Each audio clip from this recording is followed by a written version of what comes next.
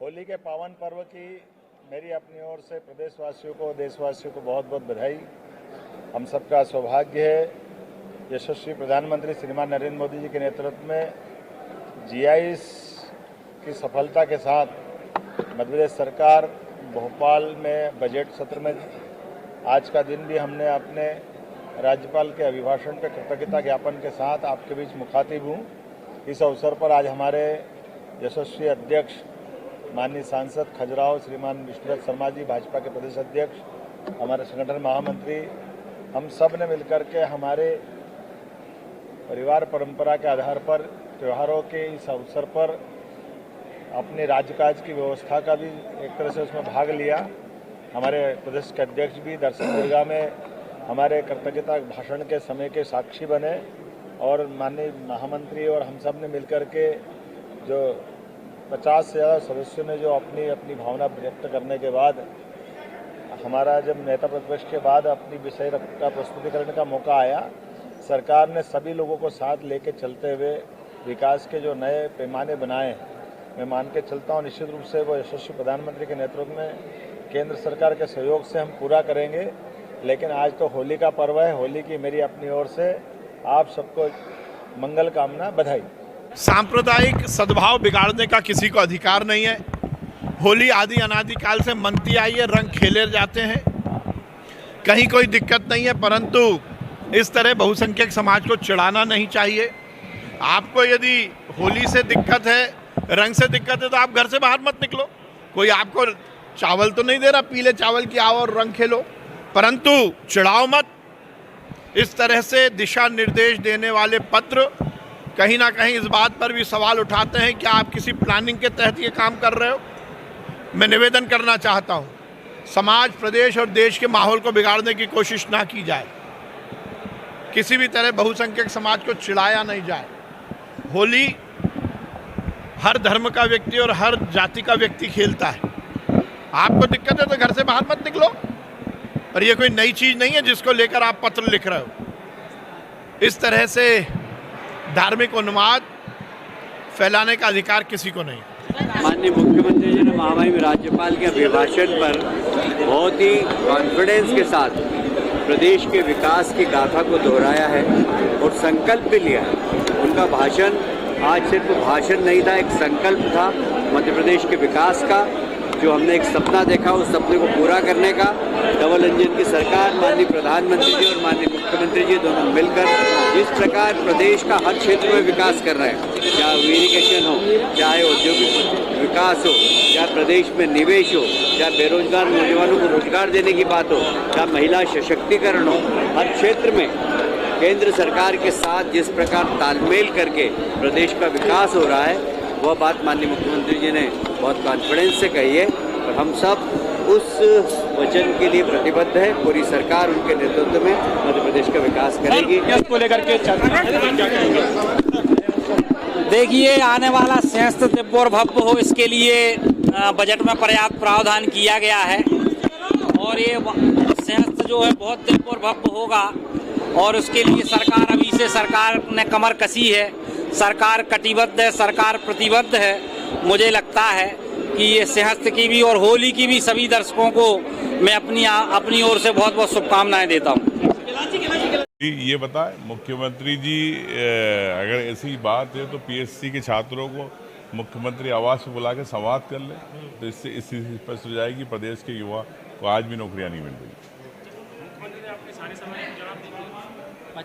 मुख्यमंत्री जी अब जो बोल रहे थे, जो अच्छा था, जो हो रहा वो अच्छा, हम तो गीता के पाठ की तरह सुन रहे थे उनका, लेकिन आप सच्चाई से दूर था और आज भी परेशान है, चाहे किसान है, युवा हो, चाहे उद्यमी हो। मुझे लगता है कि मुख्यमंत्री जी ने विपक्ष के सवालों का जवाब प्रमाण के साथ नहीं दे पाए। होली के पावन पर्व पर मैं सभी प्रदेशवासियों को होली की बहुत हार्दिक बधाई और शुभकामना देता हूं।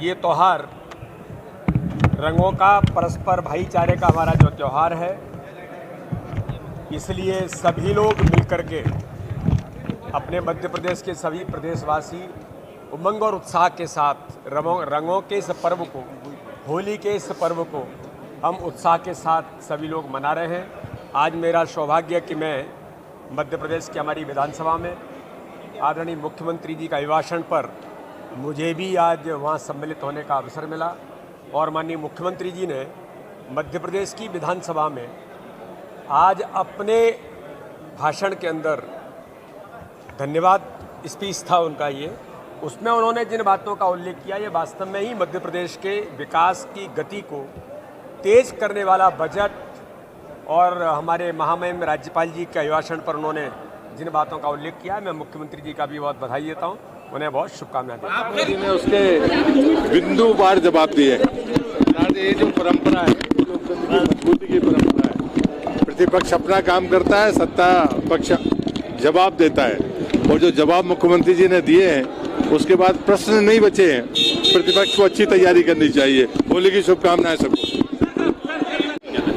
देखिए, अभी तक का मध्य प्रदेश का सबसे बड़ा बजट है और ये बजट ही अपने आप में परिलक्षित करता है कि मध्य प्रदेश में विकास कई गुना तीव्र गति से होने जा रहा है। और इस बार के बजट में तो सभी वर्गों का विशेष ध्यान रखा गया है और किसी भी जनता के ऊपर किसी प्रकार का कोई टैक्स भी नहीं लगाया गया। तो ये अपने आप में परिलक्षित करता है कि हाँ, हम किसी से टैक्स भी नहीं लेंगे और दूसरी तरफ हर प्रकार की सुविधा उपलब्ध कराएंगे। राज्यपाल के अभिभाषण में जो मध्य प्रदेश में व्यापक रूप से भ्रष्टाचार फैला हुआ है, चाहे वो नरसिंह महाघोटाला हो, चाहे परिवहन महाघोटाला हो जिसमें सौरभ सिंह की अवैध फर्जी नियुक्ति भूपेंद्र सिंह की नोटशीट के आधार पर हुई, चाहे जल जीवन मिशन का घोटाला हो या अनेकों घोटाले जो चल रहे हैं, उस बारे में कोई भी बात उन्होंने नहीं कही। ऐसा प्रतीत होता है कि ऐसे भ्रष्टाचार और भ्रष्टाचारियों को माननीय मुख्यमंत्री जी का मौन रूप से संरक्षण प्राप्त है, नहीं तो उस बारे में कुछ तो कहते। सोने के बिस्किट किसके थे, चांदी के बिस्किट किसके थे, इतने दिन हो जाने के बाद भी नहीं बताया कि वो भूपेंद्र चाचा के थे या भूपेंद्र चाचा के नहीं भी थे, जो भी, लेकिन ये बताए। आदमी 100 रुपए का नोट देके अपना क्लेम करने लगता है, यहाँ लाखों करोड़ों के बिस्किट हो गए, बोल रहे हमारे नहीं है, सब उसको धिक्कार रहे हैं, जबकि ये इन्हीं लोगों के निकलेंगे। ओबीसी आरक्षण पे माननीय मुख्यमंत्री जी ने कोर्ट की आड़ में ओबीसी को आरक्षण नहीं देने के इशारा किया, जबकि हमें लगता है कांग्रेस की मांग है कि ओबीसी को आरक्षण मध्य प्रदेश में मिलना चाहिए। साथ ही में जो उन्होंने आंकड़े प्रस्तुत किए उसमें अधिकतम आंकड़े गलत थे और मुझे लगता है मुख्यमंत्री जी के जो असत्य आंकड़े जब मुझे बोलने का अवसर दिया जाएगा तो मैं उस बारे में प्रकाश डाल के उनको अवगत कराऊंगा। राज्य में 1 रुपया नहीं मिला। आज मध्य प्रदेश सरकार और मोदी जी मिला के 12,000 रुपये दे रहे हैं, धान पे 4,000 का बोनस दिया है, लाडली बहना को पैसा दे रहे हैं, रोड्स बना रहे हैं, तालाब का निर्माण कर रहे हैं, शिप्रा और नदी आ रही है, इससे ज़्यादा क्या विकास? सिंचाई का तो हमने 11 गुना कर दिया, 50 गुना कर दिया। आप जानते हैं मध्य प्रदेश के ओजस्वी और तेजस्वी मुख्यमंत्री डॉक्टर मोहन यादव जी के उद्बोधन के बाद मैं सोचता हूँ विकास और प्रगति का जो राज्यपाल का अभिभाषण था, उन्होंने जो विकास की एक सोच, विकास की एक चिंतन, मध्य प्रदेश की कल्पना को अभी आपके सामने पूरे सदन में बतलाया कि आज मध्य प्रदेश राष्ट्र के क्षतित पर कई योजनाओं में नंबर 1, आप जानते हैं सिंचाई में नंबर 1, ऊर्जा में नंबर 1, प्रधानमंत्री आवास में नंबर 1, और ये डॉक्टर मोहन यादव जी का संकल्प है, क्योंकि डबल इंजन की सरकार है। एक देश का नेतृत्व हमारे राष्ट्र के गौरव प्रधानमंत्री नरेंद्र मोदी जी करते हैं और मध्य प्रदेश का नेतृत्व डॉक्टर मोहन यादव जी करते हैं। विकसित भारत और विकसित मध्य प्रदेश का संकल्प डॉक्टर मोहन यादव जी पूरा कर रहे हैं। मुख्यमंत्री जी ने आज जो वक्तव्य दिया बहुत ही अद्भुत वक्तव्य था। सारा सदन बड़े ही गंभीरता से सुन रहा था। अच्छी बात तो ये लगी कि विपक्ष की तरफ से कोई टीका टिप्पणी नहीं हुई। विपक्ष को भी इस बात का एहसास और महसूस हुआ कि मुख्यमंत्री जी जो वक्तव्य दे रहे हैं वो प्रदेश के भलाई के लिए दे रहे हैं, प्रदेश को और विकसित बनाने के दे रहे हैं। और जो आंकड़े उन्होंने पेश किए वो आंकड़े सच हुए, इस बात को स्वीकार सारे सदन ने किया। सामाजिक कल्याण के लिए, दिव्यांगजन के लिए बढ़ोतरी बजट में पूरी की गई है। तो बजट कुल मिलाकर के एक सर्वजन हिताय और सर्वजन सुखाय विकास के साथ साथ सारी जन कल्याण योजनाओं को भी प्रगति गति देने के लिए ये बजट आया है।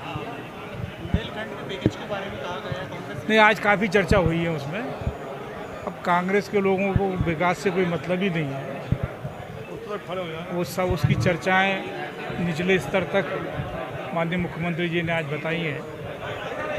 तो विकास में मध्य प्रदेश भारतीय जनता पार्टी की सरकार आगे ले जाने के लिए है।